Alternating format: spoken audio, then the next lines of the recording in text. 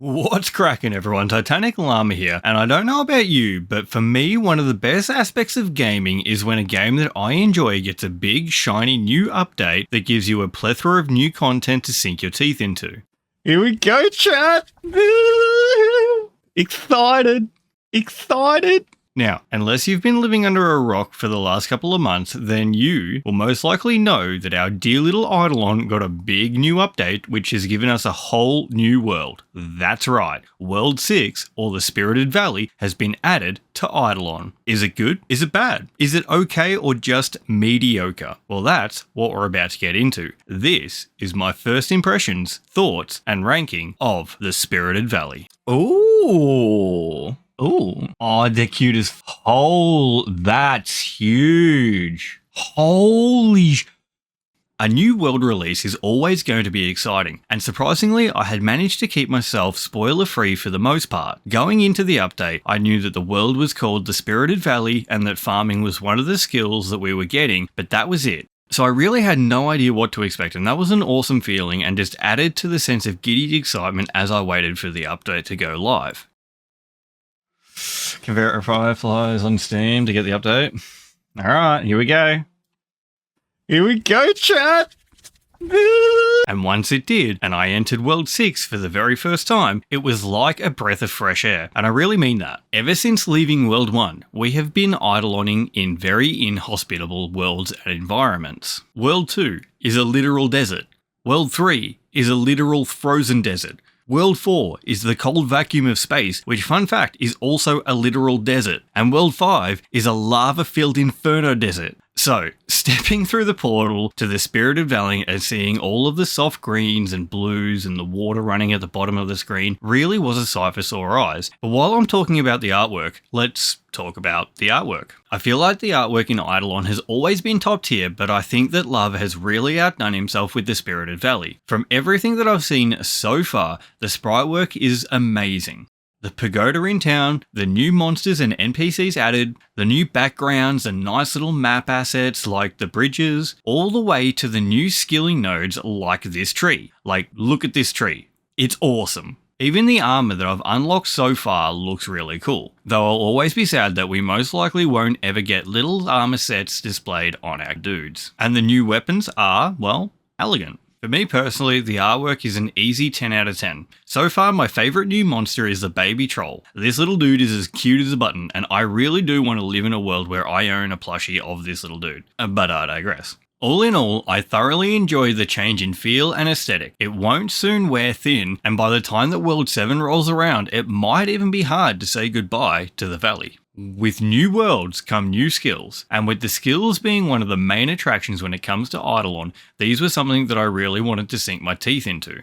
The Spirited Valley added the previously mentioned farming along with summoning and sneaking. Specifically, our ways of farming, sneaking, and summoning. Okay, so there are 3 new skills. Interesting. I really do enjoy all 3 of these skills, but I certainly have my favourite. And that would be summoning. But let me know what your favourite is in the comment section below.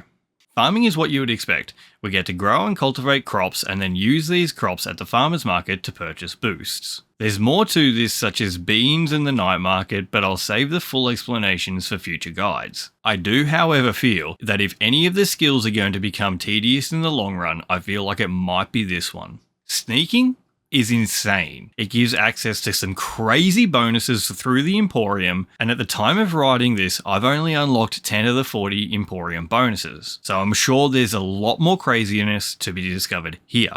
Sneaking is much more complicated than farming, but essentially, you use your ninja clones to sneak around the tower in town, unlocking higher floors while earning J coins to spend on bonuses to make sneaking easier and more profitable, and also to buy bonuses from the Emporium that I mentioned.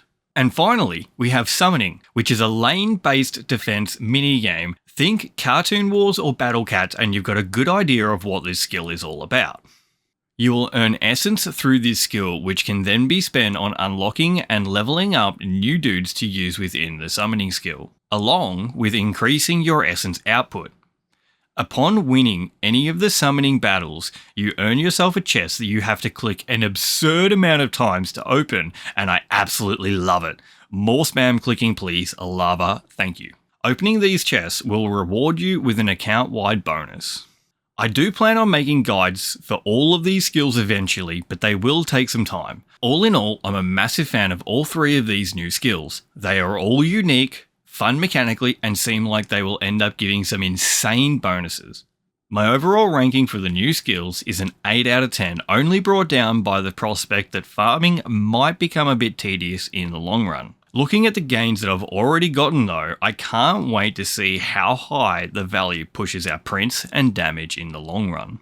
Continuing on with the new things, that brings us to the content section of the video. Now I know this is very subjective, so you may have a completely different view on this than me, but hey, at the end of the day, my video.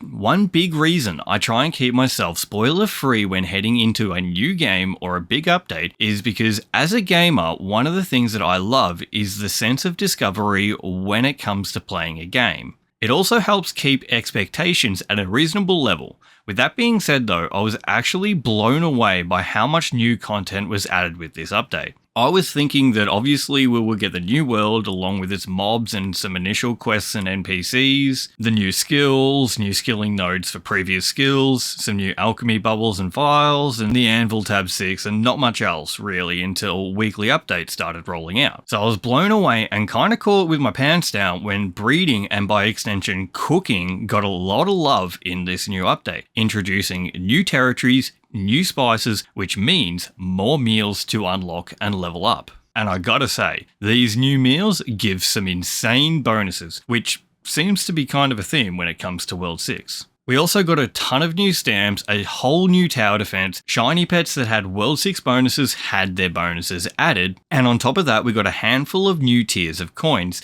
so no more overflowing God Shard. I'm genuinely back to feeling like there's almost too much to do again, and that's when personally I feel like Idleon is at its best. So for content, I'll happily give out another 10 out of 10. Moving on to another super subjective topic though, value for money. Now, to begin with, Idleon is a completely free game to download and play, and as someone who has over 7,000 hours in the game, I think it's phenomenal value for money, but that's not what we're here to talk about. Generally, with new worlds, we get new gem shop bonuses and a new pack, and these are what I want to go over for the people who do enjoy splashing a little bit of money here and there, or supporting when and where they can. We'll go over the bonuses tab first. The World 6 bonuses tab has 3 permanents and 5 daily restocking items, which even I'll admit is a bit lopsided. But I do always like to say that Idleon is a single player experience with a dash of multiplayer functionality. So these bonuses are never required, but they are nice little boosts to buy from time to time when you have some gems saved up. The 3 permanents will set you back just over 16,000 gems, which again, is on the steep side, but in my opinion, they are worth farming out the gems for eventually as they give some really nice boosts to the World 6 skills. 3 of the 5 restocking items just skip time in the new skills, think bottled wins from World 5. As for the other 2, one is to buy permanent charms and you can buy 2 of these per day, and it does say that you can't get duplicates from this, so I feel like this works similar to jewels from World 4. And the last restocking item is just simply extra hearts for more summoning battle attempts. And the new pack. Oh my god, the new pack is insane. I'll be honest, if I was just giving my value for money ranking on what the World Shop 6 added, I'd be giving it about a 4 or a 5. But the wings alone in this pack are bonkers. 1.5 times damage, 60% money, and 40% all stat. Oh, plus 40 all stat, not plus 40%. Alright, give me 2 seconds. The pack alone hard carries here, dragging the ranking up to a 7 out of 10. With that being said though, what makes the Calm Serenity pack so good? Well, you get 1,000 green gems, you get 4,600 blue gems, a World 6 card pack, and some of the World 6 skill time skip items on top of the Phoenix wings, and these wings are just bullissimo. But anyway, enough about that. We have the final section of the video, my overall enjoyment that I've had so far with the update. This will actually be the shortest section of the video, as I feel like I've touched on most things fairly well, so I won't go over everything again. But all in all, I easily have my new favourite world. I love everything the World 6 is doing and has added. I'm a massive fan of the new portal progression system. In World 6, portals still need kills to open them, but there are portals throughout the valley that will also have a padlock above them, and a number next to the padlock. To get through these portals, you need to reach the portal kill requirement on multiple characters, which is what the number next to the padlock represents. But it's fair to say that I'm more eager to see what else Lava has cooking now more than ever. Easy, another 10 out of 10. Which brings us to my final overall ranking for the Spirited Valley. For art, we landed on a 10 out of 10. For skills, we ended up with an 8 out of 10, brought down mainly by the prospect that farming may become a tedious skill. For content, another easy 10 out of 10. Lava far exceeded what I thought we would get with this update. For value for money, we landed on a 7 out of 10, brought down by the World 6 bonuses tab in the shop, but propped up by the pack. And for enjoyment, I would happily give World 6 a 10 out of 10, which gives us a total of 45 out of 50. Which we can then extrapolate out to a 90 out of 100 and then simplify that down into 9 loot llamas out of 10. Level 10 sneak. We're so fucking sneaky. Oh, I was meant to save money for the Jade Emporium. Yeah. But it's alright because I'm sneaky as fuck.